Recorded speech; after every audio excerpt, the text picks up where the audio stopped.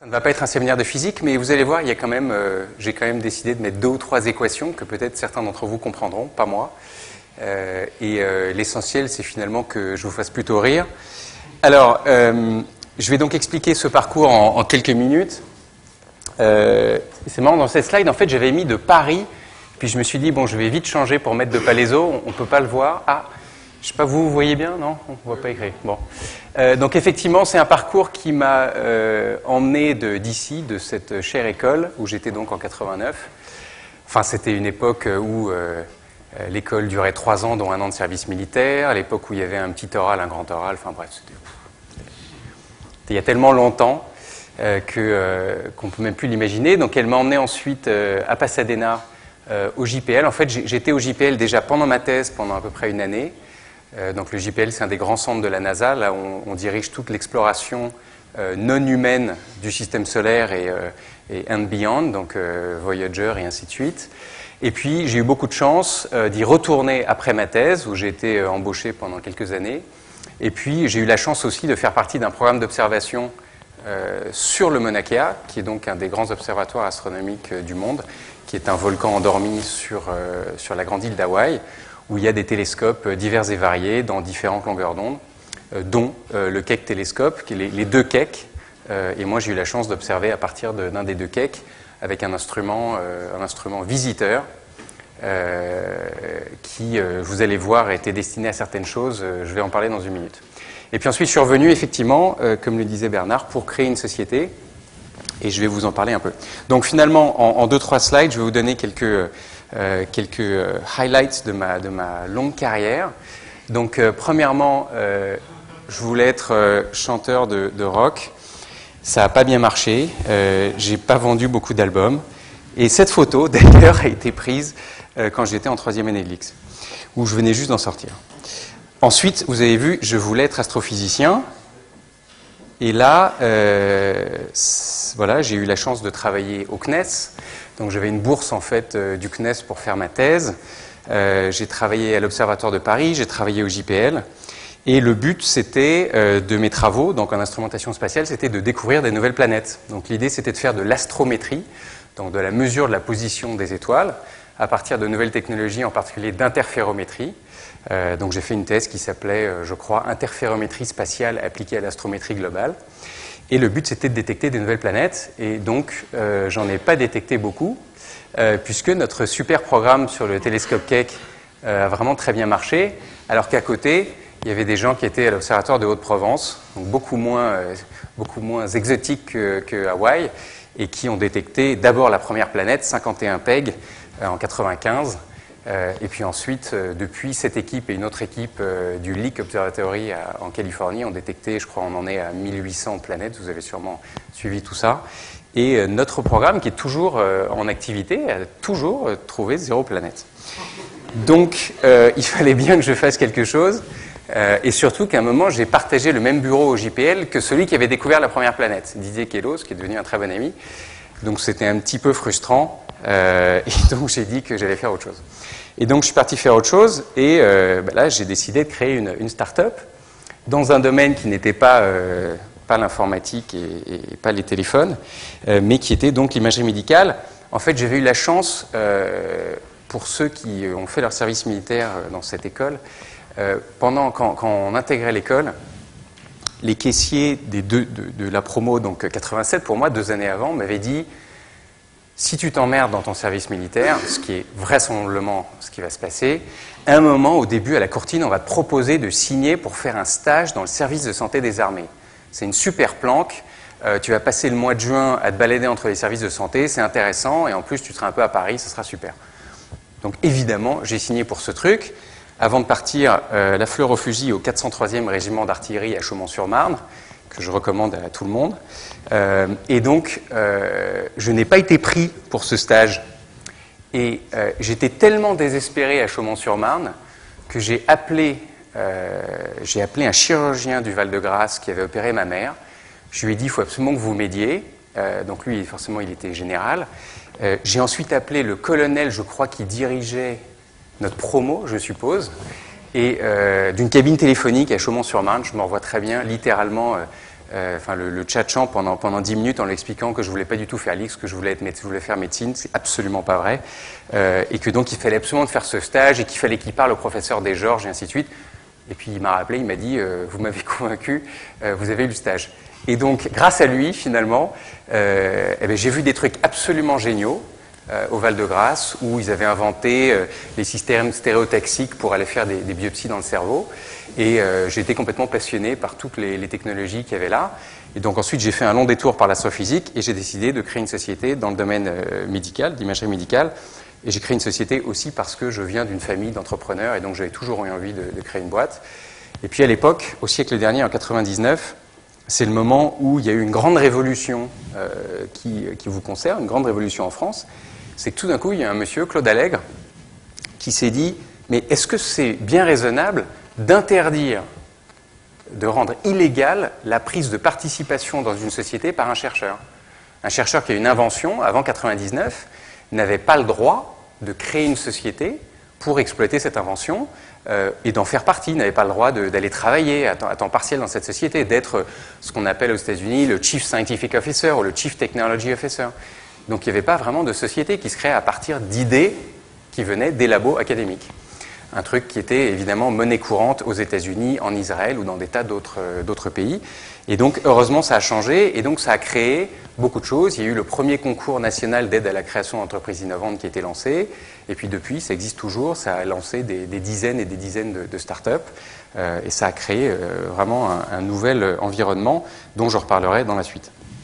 Donc moi, j'ai bénéficié de ça et en 99, j'ai décidé de rentrer en France et de créer une société avec mon meilleur ami, qui n'est plus mon meilleur ami depuis longtemps. Donc ne créez pas de société avec vos meilleurs amis, ça c'est un truc important. Donc, je suis sûr que vous avez reconnu qui était derrière cette photo, hein, évidemment. Alors moi j'ai eu beaucoup moins de succès que lui, parce que si on mesure le succès, par exemple, au profit généré par la société, voilà la courbe du profit généré par ma société depuis maintenant 13 ans. Alors, je suis sûr que vous savez lire un graphe comme ça, même si vous ne regardez pas des comptes de résultats toute la journée. Le 0 est bien en haut. Ça, c'est le 0. Voilà. Et donc, forcément, ça, c'est négatif. Donc voilà, j'ai un score d'à peu près moins 70 millions d'euros, ce qui est quand même assez raisonnable. Quand on sait, par exemple, qu'Amazon, avant de générer un profit, ils ont perdu 3,5 milliards de dollars. Donc on est encore des très petits joueurs. On a encore de la marge, même si évidemment on pourrait inscrire ce genre de choses dans notre société. Ce n'est pas du tout le but et c'est juste pour vous faire rire. Alors j'avais une slide, je pensais parler à des tas d'étudiants et leur faire une blague sur le fait que j'étais totalement inconnu sur Twitter. J'avais que 306 followers et donc j'allais prier de me suivre. Donc s'il y en a qui veulent le faire, merci de le faire. Alors, la suite de mon bref exposé, je voulais vous parler un peu du contexte justement de l'innovation médicale. C'est quand même ce que je fais depuis 14 ans. J'espère que certains d'entre vous travailleront aussi dans ce domaine, parce que l'innovation médicale, elle a ce de particulier qu'elle est totalement pluridisciplinaire.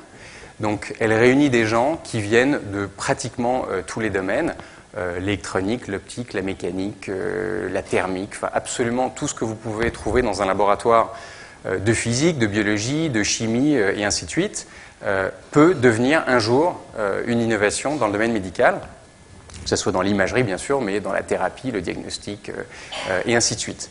Donc c'est vraiment quelque chose de très important. Et puis par ailleurs, alors là vous voyez rien du tout. Non, vous voyez rien du tout.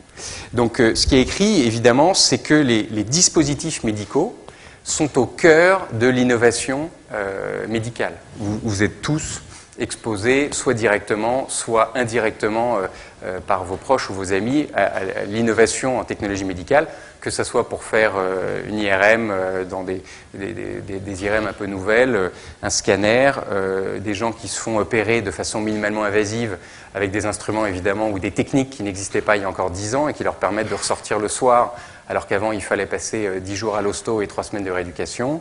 Bien sûr des gens qui portent des dispositifs implantables, des pacemakers, des stents et ainsi de suite qui leur ont sauvé la vie, qui continuent de leur sauver la vie tous les jours. Tout ça, ce sont des technologies médicales qui sont donc très hétéroclites, parce que finalement, le dispositif médical, ça va du pansement, donc le tricostérile de Urgo, ça c'est un dispositif médical, à un équipement à 10 millions d'euros pour faire de la radiothérapie conformationnelle et ainsi de suite.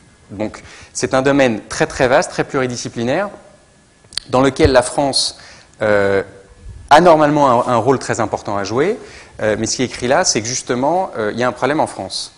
Le problème, c'est qu'on a tout ce qu'il faut pour... alors attendez, parce que là on voit rien. Voilà, ici on voit rien, mais je vais vous dire ce qui est écrit. En fait, en France, on a un potentiel absolument fabuleux pour créer... ouais, non mais c'est... Ouais. On a un potentiel très riche pour créer des emplois très hautement qualifiés, des emplois pérennes, et pourtant nos ratios sont très loin des pays limitrophes comme la Suisse, l'Allemagne. Donc nous, on a un déficit commercial, on importe beaucoup plus de dispositifs médicaux qu'on en exporte, mais aussi on dépose beaucoup moins de brevets que l'Allemagne.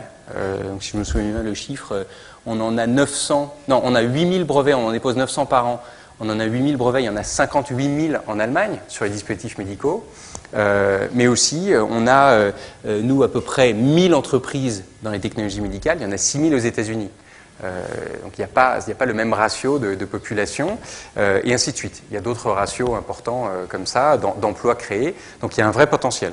En fait, ces diapositives, elles ne sont pas comme les autres, parce que c'est celles que j'ai présentées hier à Arnaud Montebourg, dans le cadre du plan industriel sur les dispositifs médicaux et les nouveaux équipements de santé, justement pour proposer un plan qui permettrait de remonter la France à un niveau important qu'elle mérite dans ce domaine. Pourquoi ? Parce que la France, elle a les atouts essentiels, elle a vous.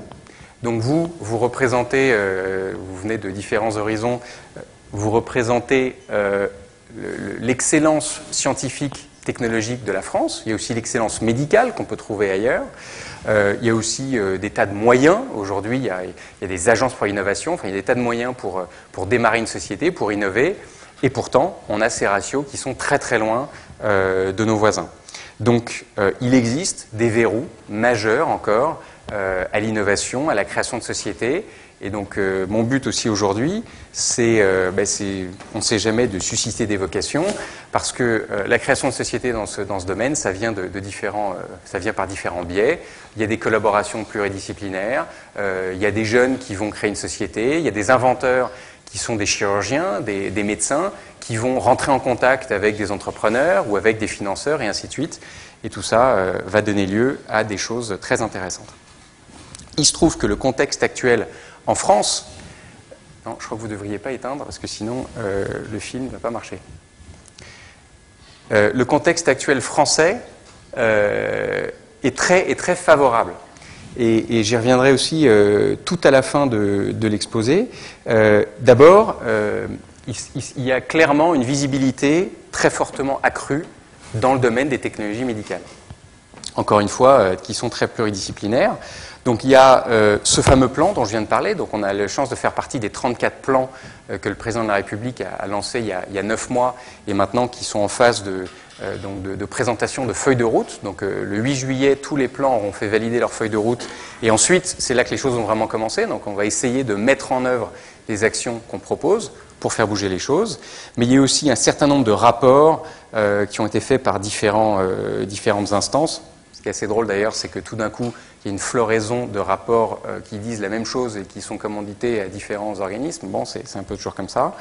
Il y a un comité stratégique de filière, un CSF, donc des gens qui ont une sorte de groupe interministériel qui est là pour faire en sorte que l'innovation médicale avance.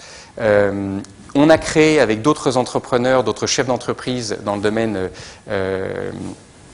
d'ailleurs, Jacques Biot était lui aussi un des créateurs, un des fondateurs de cette association qui s'appelle InnoTechMed, et donc qui est une association qui regroupe des chefs d'entreprise, des entrepreneurs dans le domaine des technologies médicales pour essayer justement de créer, entre guillemets, un écosystème, même si ce n'est pas tout à fait un bon terme, pour aussi accompagner, pour aider les jeunes entrepreneurs qui ont besoin de mentoring et d'accompagnement. Et voilà, il y a plein d'autres trucs. Et puis voilà, comme vous l'avez rappelé, nous on a eu de la chance. On a été très médiatisé grâce à la visite du président de la République.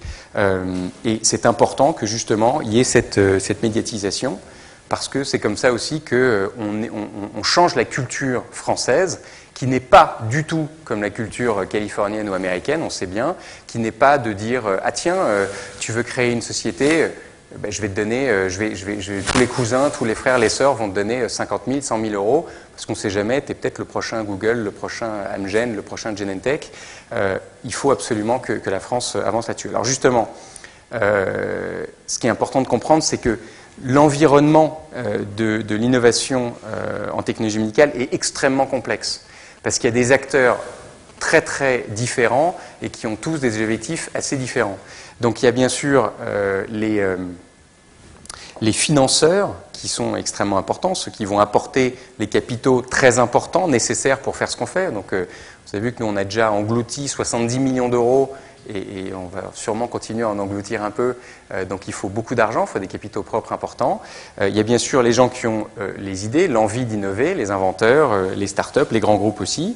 Il y a les consommateurs. Alors, les consommateurs, c'est bien sûr d'abord le patient, mais c'est aussi les médecins, les hôpitaux, les directeurs d'hôpitaux. Donc il y a des gens qui ont des visions très différentes. Et puis il y a ce que j'ai appelé les régulateurs, donc qui sont les agences qui vont délivrer les autorisations de mise sur le marché, qui vont délivrer les nomenclatures de remboursement, bref, les gendarmes divers et variés, les régulateurs, ou les assureurs aussi, ceux qui vont donc payer pour les nouvelles procédures. Et tous ces gens-là ont des interactions qui sont extrêmement complexes. Cette diapositive, je l'ai empruntée à un médecin qui s'appelle Josh McHower, qui a créé, je crois, 7 sociétés déjà toutes qui ont été revendues avec vraiment beaucoup de succès et qui ont créé de l'amélioration du bénéfice patient. Et donc, ces diagrammes-là, il y en a une dizaine qui montrent qu'en fait, tout le monde interagit avec tout le monde à différents moments et que c'est très compliqué. Et qu'il y a un maître mot dans tout ça, c'est l'itération. On ne peut pas s'imaginer qu'on va avoir une idée tout d'un coup qui sort d'un labo de physique ou qui est en collaboration avec un chirurgien, on dit ok, on a un nouveau truc, un nouveau dispositif électromécanique qui va améliorer telle ou telle procédure en chirurgie. Et puis du premier coup, on développe un instrument qui va recevoir un marquage et qui va répondre exactement aux besoins des chirurgiens. Ça arrive, mais c'est très très rare. Donc en fait, il faut itérer, il faut avoir une première version, et puis il faut l'essayer, ça ne marche pas, le chirurgien va l'acheter au fond de sa salle d'opération, on va revenir avec un autre truc, la poignée sera différente, le système sera différent, et ainsi de suite, jusqu'à ce qu'un jour ils disent « Ok, ça c'est bien », et ensuite ça commence. Donc il faut beaucoup de temps, il faut beaucoup d'argent, et il faut des collaborations. Et finalement, ces 3 choses sont très difficiles à trouver, et elles vont toutes les 3 ensemble. Donc on travaille à ce moment-là avec beaucoup de gens. Bon, ça c'était une diapo rigolote de certains de mes collaborateurs avec des grands médecins avec qui on travaille. Et là, c'est tout un nouveau domaine de complexité. C'est qu'on doit travailler avec des médecins qui ont eux-mêmes leurs égos, leurs envies, leurs biais, qui vont orienter les choses d'une certaine façon qui ne sera pas forcément la bonne. Et donc il faut apprendre à travailler avec tout un nouvel ensemble de gens avec qui ce n'est pas forcément facile. Alors, après cette longue introduction, finalement, qu'est-ce qu'on fait? Alors déjà, ce qu'on fait, c'est qu'on essaye de répondre à un besoin médical. Donc quand en 1999, j'ai écrit ce premier business plan, c'était basé sur des interviews avec des médecins de différentes spécialités avec qui j'avais exprimé un concept, le concept étant tout simplement « et si on faisait de la microscopie à l'intérieur du corps humain, est-ce que ça vous intéresserait? Est-ce que ça vous aiderait dans vos procédures ?» Et on est rentré dans cette aventure avec une vision très pluridisciplinaire, comme je disais, comme doit l'être la vision dans le domaine des technologies médicales. Vous avez toujours aujourd'hui plusieurs types de technologies qui vont s'embringuer pour former un nouveau concept et un nouvel instrument, une nouvelle technique, et ainsi de suite. Donc nous, on a essayé d'abord de répondre aux besoins d'une spécialité qui était l'endoscopie, en particulier l'endoscopie digestive, donc qui consiste à mettre des tuyaux flexibles à l'intérieur du corps par des orifices naturels, où il y avait clairement un manque d'informations pertinentes apportées aux médecins. La raison, je vais vous la donner en une seconde, c'est qu'avec un endoscope, qui est en fait une caméra, un CCD ou une CMOS, qui est mise au bout d'un tuyau flexible avec des molettes qui permettent donc de rentrer par le haut ou par le bas et d'aller se promener dans l'œsophage, l'estomac, le côlon, voire dans des endroits un peu plus compliqués. Eh bien, ce qu'on voit, c'est ce que voit une caméra avec éventuellement un zoom qui n'est généralement pas très puissant parce que s'il est trop puissant, ça devient très difficile de faire des images. Et donc ce qu'on voit, c'est la surface de la cavité dans laquelle on se trouve, surface de l'estomac, la surface de la muqueuse gastrique œsophagienne, donc à un niveau macroscopique. Donc on a aujourd'hui des techniques, avancées qui sont en fait des filtrages très très basiques, soit des filtrages optiques pour faire apparaître par exemple la microvascularisation de surface dans les premières dizaines de microns du tissu en mettant un filtre bleu, soit des filtres électroniques. On fait un peu de traitement d'image très basique en endoscopie pour faire apparaître des images un peu différentes. Et donc le problème, c'est que ces deux types d'imagerie, qui sont aujourd'hui le standard, ne permettent pas de faire deux choses essentielles. Un, de voir sous la surface des tissus, je vais vous dire pourquoi, et deux, de voir au niveau microscopique. Et la raison pour laquelle ces deux choses sont absolument essentielles, c'est qu'un cancer, ça se développe sous la surface d'un tissu et au niveau microscopique. Donc là, vous voyez en fait, ça, là vous êtes ici dans la cavité, ça c'est la profondeur des tissus. Eh bien, la façon dont un cancer épithélial, donc dans les muqueuses, qui représentent 90% des cancers, vont se développer, c'est qu'il va y avoir des cellules qui, au niveau de cette membrane, ici, la membrane basale, qui est à peu près à 200-250 microns sous la surface, ces cellules vont commencer à proliférer de façon anarchique, à devenir des cellules cancéreuses. Donc, ces cellules, d'abord, elles sont microscopiques. Donc, même si on voyait avec une caméra à 250 microns sous la surface ou à 200 microns, on ne pourrait pas voir ces cellules. Et en plus, elles sont sous la surface. Donc nous, on a inventé une technologie optique, électronique, traitement d'image, qui permet d'aller faire une section optique virtuelle, donc une section confocale, au niveau justement où c'est pertinent et au niveau microscopique. Donc on a cette petite sonde, ça me fait penser que j'ai apporté un truc, et cette petite sonde, quand elle touche le tissu, eh bien, elle fait une section optique virtuelle sans évidemment retirer quoi que ce soit. Et cette section optique, eh bien, on va voir apparaître en fait des vidéos microscopiques du tissu exactement à cet endroit qui a été choisi précisément pour être pertinent avec ce qu'on appelle des anatomopathologistes. Donc là, par exemple, on a 3 états de l'œsophage. Donc ça, c'est un œsophage normal, donc il y a une structure qui s'appelle malpighienne, donc une sorte des écailles de poisson.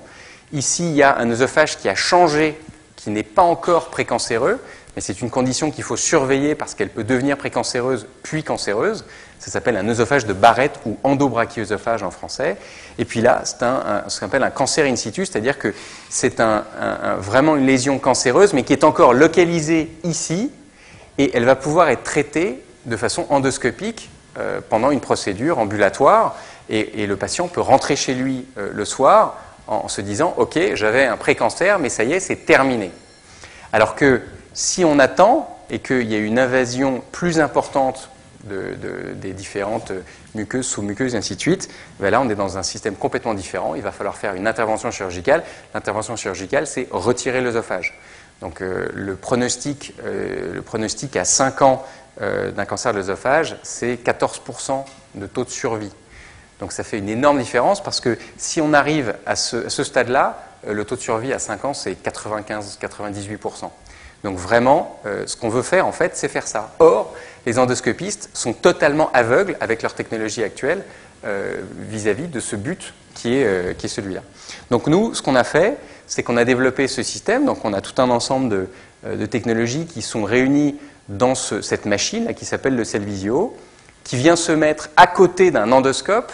Donc ça, c'est une colonne endoscopique fabriquée typiquement par un fabricant japonais, Olympus, Pentax, Fujifilm, 3 fabricants japonais qui ont 100% du marché, et qui vont fournir à travers ce tuyau flexible une image, comme je vous l'ai dit, macroscopique. Et nous, on a une petite sonde qui vient se connecter sur notre machine, qui est un dispositif de balayage laser, qui va rentrer dans le canal opérateur de l'endoscope, c'est-à-dire que ça rentre dans l'endoscope, ça ressort au niveau de la muqueuse, et quand ça touche la muqueuse, eh bien, ça fait des images microscopiques. Donc là, par exemple, sur cette image, la résolution, c'est à peu près 1 micron. Là, vous voyez l'échelle de 20 microns. Et vous voyez ici des cellules, donc en noir ça s'appelle des cellules caliciformes, il y a des micro-vaisseaux ici qui se promènent, et donc on peut faire une caractérisation du tissu au niveau microscopique, donc vraiment on fait de l'histologie, on étudie le tissu au niveau microscopique en temps réel. Et donc on oriente, grâce à ça, le médecin va orienter son geste. Alors, comment est-ce que ça marche? Alors là, c'est la partie technologique de la présentation, donc concentrez-vous, ça va être très très dur. Donc qu'est-ce que c'est? C'est un microscope confocal. Le microscope confocal, je suppose que vous connaissez, ça a été inventé par un mec qui s'appelle Marvin Minsky au MIT en 1953. Donc c'était une des technologies très connues. Maintenant, personne ne l'avait fait à travers un torrent de fibre optique. Donc nous, on utilise donc un torrent de fibre optique où il y a 30 000 fibres optiques. Donc on a tout un ensemble de modèles de sondes où il y a à chaque fois un torrent qui a entre 10 000 et 30 000 fibres et une optique au bout qui change selon le modèle de sonde. Et on a tout un système de balayage laser qui nous permet de balayer fibre par fibre les 30 000 fibres optiques, d'injecter le laser dans chacune des fibres, qui fait à peu près 2 microns de cœur, et qui sont séparés d'à peu près 3,3 microns dans le torrent, et de faire une image d'une section optique à une profondeur qui est prédéterminée. Donc on va focaliser les faisceaux à peu près à 100 microns, ça dépend dans quelle application, est-ce qu'on est dans l'œsophage, dans les voies biliaires et ainsi de suite. Et donc on va point à point redétecter la lumière qui est en l'occurrence de la lumière de fluorescence qui est émise par cette tranche, par un point précis, qui va remonter et qui va passer dans la même fibre optique. On va éliminer tout le signal qui revient dans les fibres adjacentes, et puis on va détecter tout ça après un débalayage et après le passage par un trou de filtrage sur un détecteur monopixel, et 12 fois par seconde, 30 000 points x 12, on va faire une image qui nous permet de faire ces vidéos telles que je vous les ai montrées. Voilà. Alors, ça c'est la partie hardware.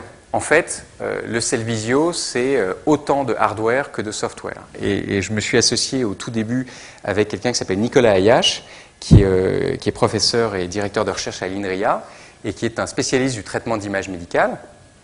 Je ne sais pas si Olivier Faugeras est encore professeur ici, mais c'est un de ses collègues depuis des dizaines d'années. Et donc, avec lui, on a monté tout un département de traitement d'images qui, aujourd'hui, est reconnu vraiment au niveau mondial comme un des meilleurs départements.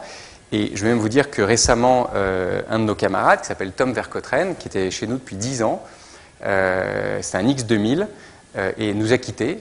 Et c'est difficile, mais il nous a quittés pour devenir professeur à University College London. Et donc je pense que c'est assez rare d'avoir des transferts académiques dans l'autre sens, de passer 10 ans dans l'industrie et ensuite d'être embauché comme professeur à UCL. Ça prouve l'excellence de notre département de traitement d'images. Et donc on en est très fiers, même si on est très triste qu'il soit parti. Alors le traitement d'image, pourquoi? Tout simplement parce que si vous faites une image à travers nos torrents de fibre optique sans rien faire, voilà ce que vous voyez. Donc si vous êtes médecin, vous restez un peu dubitatif. C'est à peu près la même chose que vous auriez eu il y a 30 ans avec les premiers ultrasons, mais ce n'est pas très satisfaisant. On a vraiment du mal à se dire qu'on va faire un diagnostic avec ce qui se balade derrière l'image en fait du torrent de fibres.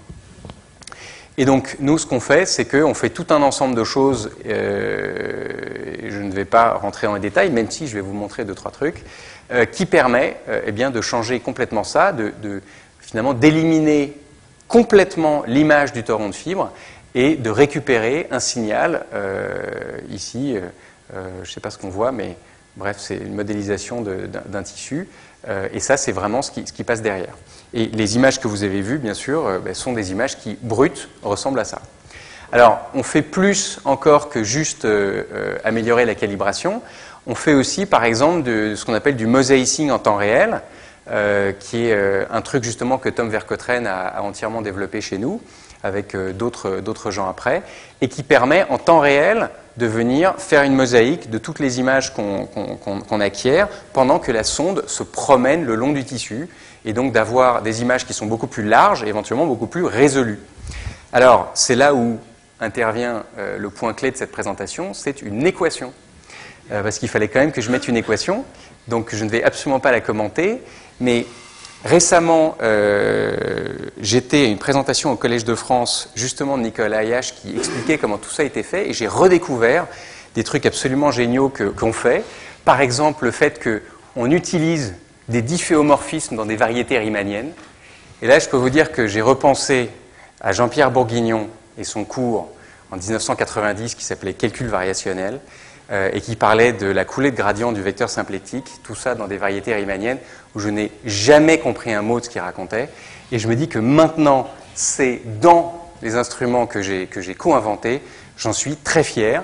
Donc voilà, il y a plein de trucs très compliqués dans notre traitement d'image et ça marche très très bien. Donc encore une fois, finalement le message c'est qu'au départ quand j'ai embauché des gens, j'ai embauché des jeunes docteurs en traitement d'image.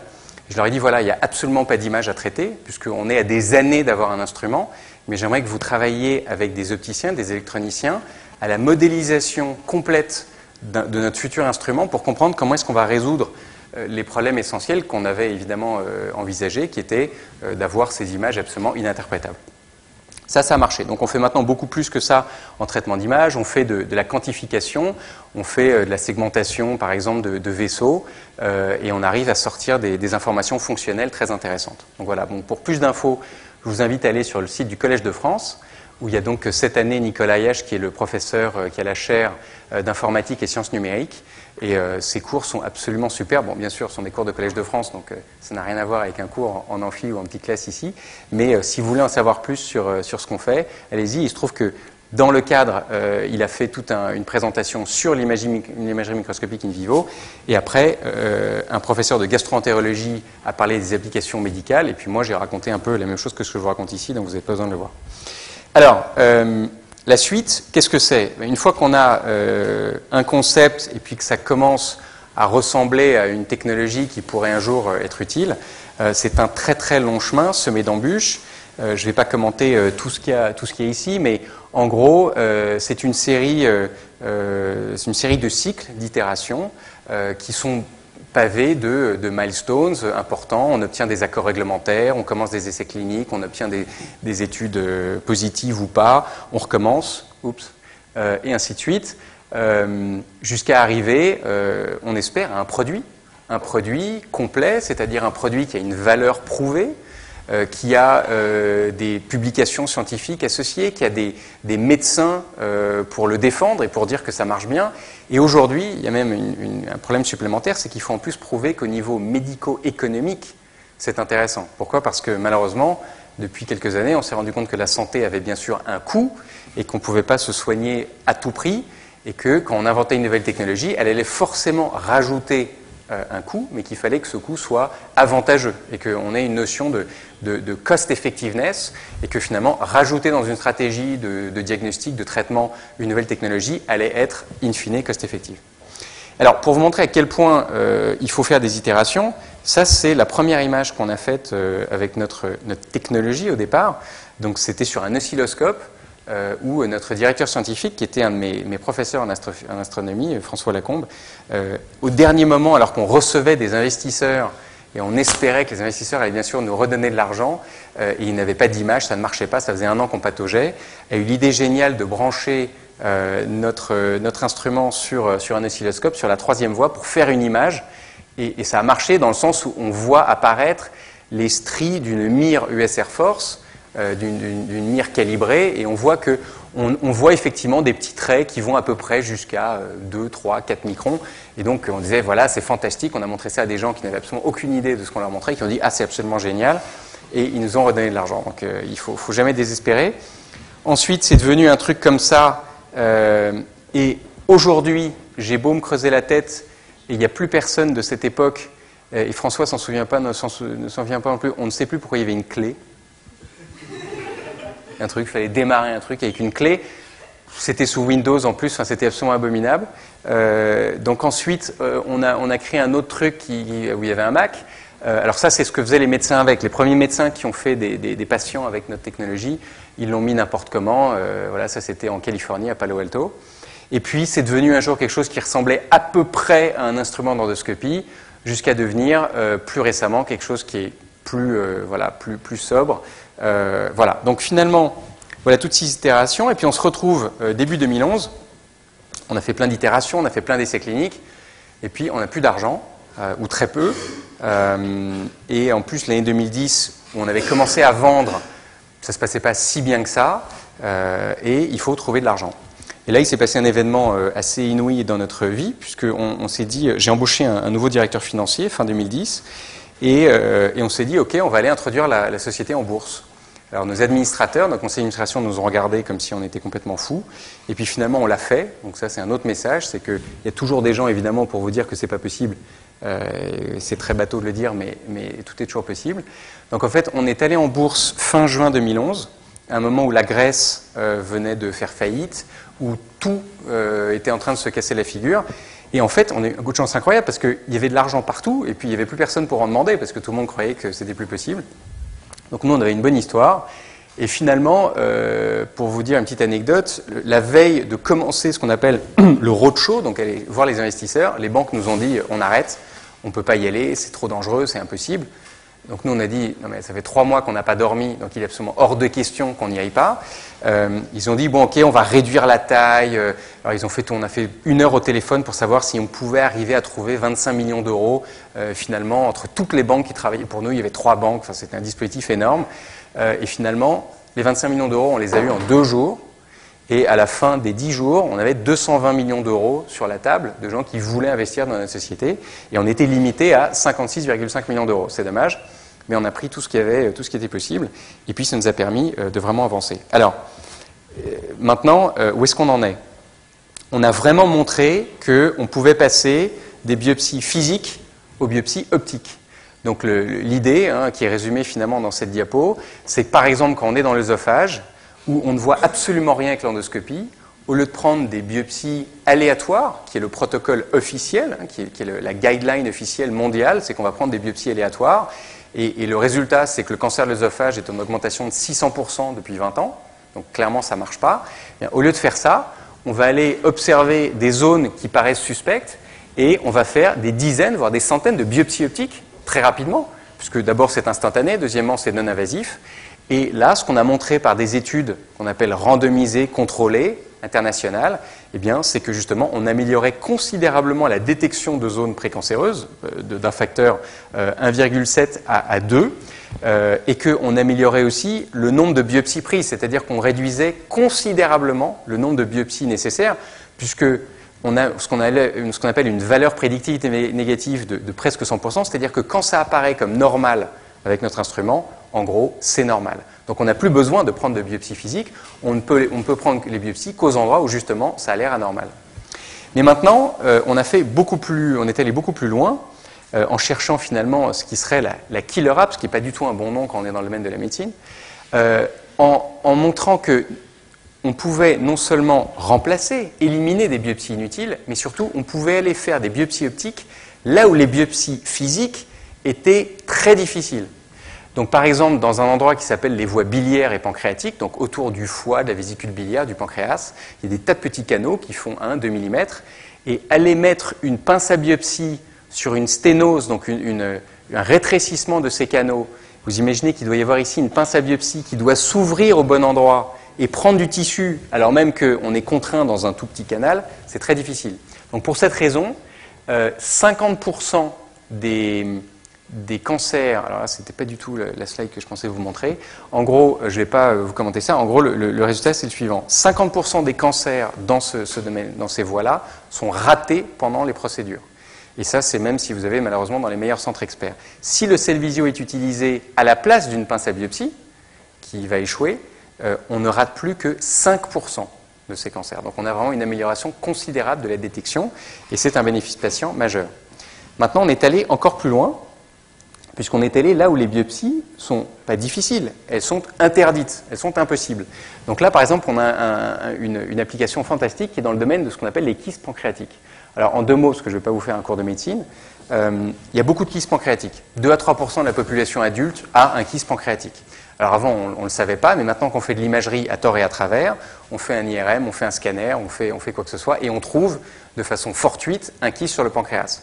Comme le cancer du pancréas a bien sûr un pronostic vital extrêmement mauvais, on ne laisse pas les gens avec un kyste pancréatique sans leur dire ce que c'est. Malheureusement, on ne peut pas prendre de biopsie sur un kyste pancréatique. C'est dangereux, ça crée une pancréatite aiguë, ça risque de tuer le patient. Donc ce qu'on fait, c'est qu'on fait ce qu'on appelle une écho-endoscopie. Donc on met un endoscope dans la bouche, on le fait arriver dans l'estomac ou le duodénum, et là vous voyez que c'est un endoscope avec une tête échographique. Donc il y a à la fois un échographe et de la vidéo. Avec cet échographe, on fait une image du kyste. L'image du kyste, c'est ça. Donc on va voir apparaître par exemple ici un gros kyste solitaire qui fait 2 cm. Qu'est-ce qu'on peut dire? On peut dire qu'il n'a absolument aucun aspect typique et qu'il fait 2 cm. C'est tout ce qu'on peut dire. Et ça, c'est la majorité des kystes. Donc pour essayer de déterminer ce que c'est, on met une aiguille dans l'endoscope qui fait 1 mm de diamètre. Et cette aiguille, on la rentre dans le kyste et on aspire du fluide qu'il y a dans le kyste en espérant que la cytologie, donc l'étude de ce fluide, va donner un diagnostic. Malheureusement, ce qui a été montré, c'est que ce n'est pas le cas du tout et qu'il y a à peu près 50% des kystes qui sont totalement indéterminés. Alors, l'autre chose à savoir qui est intéressante, c'est que, en fait, ici, ce chiffre, c'est plutôt 80%. La plupart des kystes sont des kystes qu'on appelle séreux et qui sont des kystes totalement bénins. Il y a une grande étude qui vient d'être publiée a montré que sur 24 ans, la mortalité associée à ces kystes bénins est de 0. Donc, on peut vivre avec un kyste bénin. La même étude a montré que 57% des patients avec des kystes bénins dans des centres experts mondiaux partent en chirurgie du pancréas. Donc, il y a 57% des gens qui ont une chirurgie du pancréas pour rien.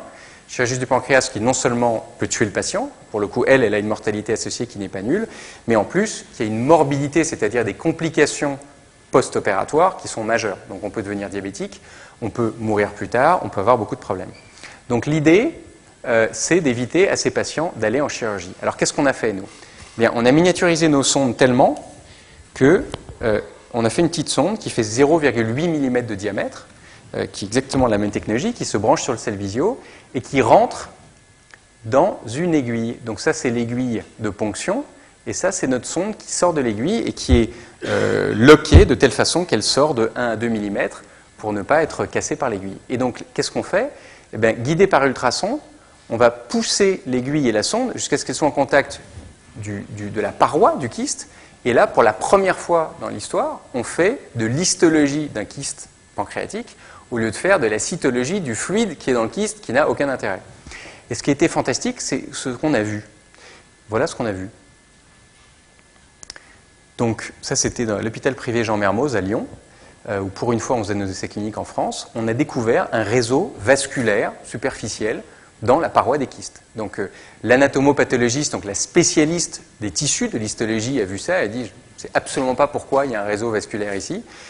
Et donc elle est retournée à ses bouquins, elle a pris des pancréas qui avaient été retirés des patients, et elle a découvert que les kystes séreux, et uniquement les kystes séreux, avaient un réseau vasculaire superficiel, ce qui les caractérisait. Et donc notre étude clinique a montré qu'on a 100% de spécificité entre donc, la présence du réseau vasculaire superficiel et la nature séreuse bénigne du kyste. Donc en fait, on va être capable d'éviter normalement 100% des chirurgies aux patients qui ont ces kystes séreux. Donc on en est à ce qu'en France aujourd'hui, les gens sont très convaincus et on est en train d'essayer de disséminer cette information. Là, pour vous montrer, ça c'est la différence entre un kyste séreux et un kyste malin, qui s'appelle une tumeur papillaire. Et on voit justement cette papille là qui passe. Donc on a en plus des images qui sont très très différentes, ce qui nous permet de former les médecins à la lecture de ces images en quasiment quelques heures. Enfin, je dirais même quelques minutes pour celle-là. C'est très très facile. Donc ces médecins aujourd'hui, on a à peu près 400 hôpitaux qui sont équipés de notre Cellvizio. Il y en a une communauté d'utilisateurs qui est très active, qu'on réunit tous les ans dans une conférence internationale, qui est en fait une conférence scientifique, où pendant 2 jours et demi, on va voir maintenant des médecins qui viennent de 10 ou 11 spécialités médicales et chirurgicales et qui vont se réunir pour discuter de ce qui a déjà été prouvé, de ce qui doit encore être prouvé, de l'évolution de tout ça. Et donc c'est vraiment passionnant au niveau scientifique. En plus, on fait venir les utilisateurs précliniques, c'est-à-dire des gens qui vont utiliser nos instruments sur des petits animaux pour faire de l'imagerie très avancée, très poussée in vivo dans les domaines des neurosciences, de la cancéro et ainsi de suite. Et donc on va avoir un mélange très intéressant de ces gens-là. Voilà, on a en plus lancé un site web éducatif qui s'appelle cellvisio.net et qui permet aux médecins de s'enregistrer et d'avoir toute une formation en ligne. Donc c'est du e-learning pour qu'ils apprennent à lire les images et ils ont même un certificat s'ils passent un certain nombre de tests avec un certain score. Voilà, alors qu'est-ce qui nous attend? D'abord, ce qui est passionnant dans ce qu'on fait, c'est que notre vision qui est que cette biopsie optique va pouvoir s'appliquer à des tas de domaines de la médecine et de la chirurgie est en train vraiment de se réaliser. Donc déjà, on est très présent dans la gastro-entérologie, mais on travaille beaucoup dans le domaine de la pneumologie, dans le domaine de l'urologie, l'ORL, et maintenant la chirurgie, la gynéco, et ainsi de suite. Et donc on a de plus en plus de médecins qui finalement voient leurs collègues utiliser leur instrument, qui viennent leur piquer et qui viennent faire un essai clinique. Donc en ce moment, par exemple, on a des essais cliniques en neurochirurgie. À Lyon, à Cologne, on a des neurochirurgiens qui vont aller regarder en temps réel les marges de résection dans le cerveau pour essayer de réduire les résections dans le cerveau. Donc deux exemples amusants. Ça, ce sont des images dans les alvéoles pulmonaires. Donc avant ça, personne n'avait vu des alvéoles pulmonaires au niveau microscopique. Donc en plus, ça c'est en fluorescence naturelle, c'est de l'autofluorescence. Donc c'est en fait l'élastine qui compose les alvéoles pulmonaires que vous voyez ici, pendant qu'un patient respire, c'est pendant une procédure de bronchoscopie.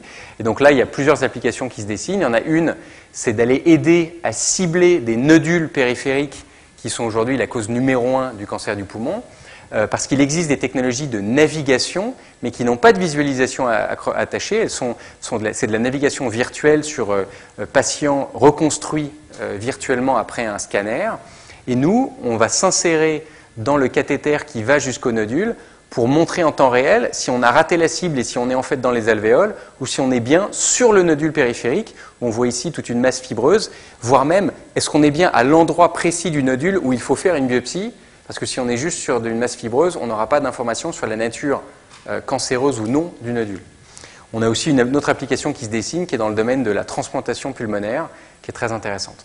Et puis on a aujourd'hui des médecins, des chirurgiens qui vont combiner nos instruments, par exemple, avec des robots chirurgicaux. Des robots chirurgicaux qui sont utilisés de façon très fréquente, par exemple, pour faire de l'ablation radicale de la prostate. Donc là, il y a un robot qui s'appelle le Da Vinci. Il y a 3000 robots Da Vinci dans le monde. Et le robot Da Vinci, il permet aux médecins, aux chirurgiens, au lieu d'être debout devant le patient, d'être assis dans une console avec tout un ensemble de visions 3D devant lui. Il a 3 doigts de chaque main dans un petit dispositif hyper simple et il va contrôler des bras laparoscopiques qui sont à l'intérieur du patient avec une vision 3D à l'intérieur du patient. Et là, ce que vous voyez, c'est ce que voit le médecin. Et là, dans cet essai, eh bien, il voit non seulement son champ chirurgical, mais il voit aussi une sonde Cellvisio et l'image du Cellvisio en temps réel. Et ici, on voit de la vascularisation autour des nerfs qui sont sur la prostate. Et quand on fait une ablation de la prostate, le but, c'est non seulement de retirer le cancer, mais bien sûr d'éviter aux patients de devenir impuissants et incontinents, ce qui malheureusement est le cas assez souvent. Donc nous, on espère qu'on pourrait aider justement à améliorer cela. Voilà, donc 2 exemples. Et puis il y a d'autres choses sur lesquelles on travaille qui sont plus du domaine du traitement d'image. En fait, on a un grand projet qui s'appelle le Smart Atlas.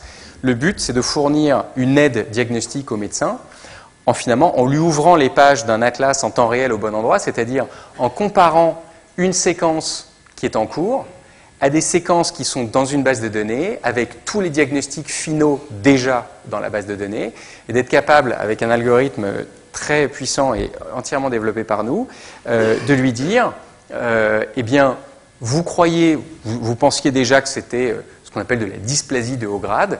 Eh bien, en fait, dans 95% des cas, de tous les cas similaires qu'on a trouvés dans la base de données, effectivement, c'était de la dysplasie de haut grade. Bon, ben voilà, je suis conforté dans mon expérience visuelle et dans mon diagnostic, et donc je peux avancer. Donc voilà, il y a tout un superbe algorithme qui a été développé par notre équipe, aussi en partenariat avec l'INRIA, et qui marche très bien, et qui va permettre en plus de vraiment faire de l'interprétation sémantique, c'est-à-dire non seulement de trouver les séquences similaires, mais de savoir pourquoi elles sont similaires. et donc même d'éduquer les médecins et d'en se servir peut-être aussi pour de la recherche, pour savoir, ok, alors est-ce qu'on a une vascularisation qui est différente, est-ce que les cryptes, ici c'est dans le domaine du côlon, est-ce qu'elles sont plus rondes ou est-ce qu'elles ont des ouvertures étoilées, et pourquoi, et donc où est-ce qu'on va. Et puis aussi, un autre domaine qu'on explore, c'est l'imagerie microscopique confocale multi-longueur d'onde.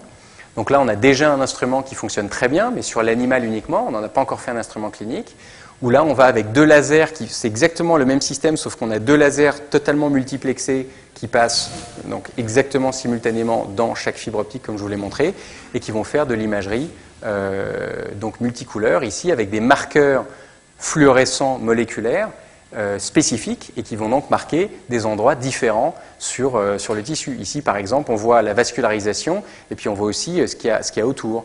Ici, là, dans les tubules du rein, on voit la vascularisation et puis on voit les tubules au milieu. Elles sont donc parfaitement séparées dans l'image, mais tout est parfaitement multiplexé. Donc on a une colocalisation de ces images. Voilà. Donc finalement, tout ça, la vision, eh bien, c'est de passer aujourd'hui d'un état un peu archaïque quand même qui consiste à prendre un morceau de patient, à arrêter la procédure. Parce qu'au moment où on a pris un morceau du patient, finalement, la procédure est terminée, il n'y a plus rien à faire, il n'y a plus qu'à attendre 2 semaines, 3 semaines, 1 mois, que l'anatomopathologiste revienne avec un diagnostic. Mais diagnostic sur ce morceau de patient-là, c'est peut-être pas le bon. Donc c'est là où est tout le problème. Donc de passer de cet état à une information temps réel qui pourra en plus être fonctionnelle. Donc non seulement on voit au niveau morphologique, mais on peut voir au niveau fonctionnel. On peut voir de la vascularisation, on peut voir des choses interagir. Quand on aura des marqueurs moléculaires intelligents, ce qui est très très proche maintenant, eh bien on pourra vraiment avoir une information totalement nouvelle sur ce qui se passe. Et puis cette information, on pourra la disséminer un peu partout. Et notre vision, c'est qu'on s'intégrera complètement, par exemple, à des salles hybrides. Donc ce que je vous ai montré, qui est ce à quoi ressemble notre produit aujourd'hui, évidemment, ça devrait disparaître complètement demain pour être totalement intégré à des salles où il y aurait finalement juste une sonde qui sortirait d'un mur et qui permettrait de faire l'imagerie microscopique in vivo n'importe où. Et donc là, on passerait vraiment à un stade où, quel que soit le vecteur, que ce soit de l'endoscopie ou autre chose, eh bien, on aurait à la fois l'information grand champ et puis l'information microscopique. Alors voilà, pour conclure, 2 slides pour parler à ceux qui seraient intéressés par se lancer dans des aventures entrepreneuriales et pour conclure sur ce que j'ai dit au début, qu'il y avait un contexte qui était très intéressant en France. Je vous invite à aller regarder ce qui s'appelle la French Tech. La French Tech, c'est vous. Donc la French Tech, c'est la technologie française, à la fois académique et industrielle. C'est les startups comme les labos. Et la French Tech, c'est une initiative qui consiste à enfin donner une marque à cette technologie, à en être fier, à pas continuellement dire qu'en France, on n'est pas capable de faire ci et faire ça, mais au contraire de se dire qu'on est capable de faire des choses. Et donc la French Tech, c'est un label qui est vraiment intéressant. C'est un truc qui est en train de marcher, qui donne un élan particulier aussi national sur la technologie, sur le fait que oui, nous aussi, on peut être une nation qui développe des startups qui vont devenir des grands succès, quel que soit le domaine du numérique, le domaine du médical et ainsi de suite. Et puis pour vous faire rêver, c'est là où il y a le grain de folie de l'entrepreneur, il y a des sociétés comme celle que je vous ai montrée, qui est une société californienne qui a inventé ce robot Da Vinci. Mais en fait, quand on a commencé Monakea, eux, ils faisaient 50 millions de dollars de chiffre d'affaires, et aujourd'hui, ils en font 2,6 milliards. Nous, on a suivi une progression un peu plus lente, mais c'est aussi possible. Et moi, je me dis qu'il n'y a pas de raison qu'on ne suive pas cette progression à partir de maintenant. Eux, ils avaient commencé 7-8 ans avant, donc on est un peu décalé. Donc, encore une fois, créer des champions à partir de technologies très innovantes dans des domaines comme le médical, c'est tout à fait possible. Voilà. Merci beaucoup pour votre attention.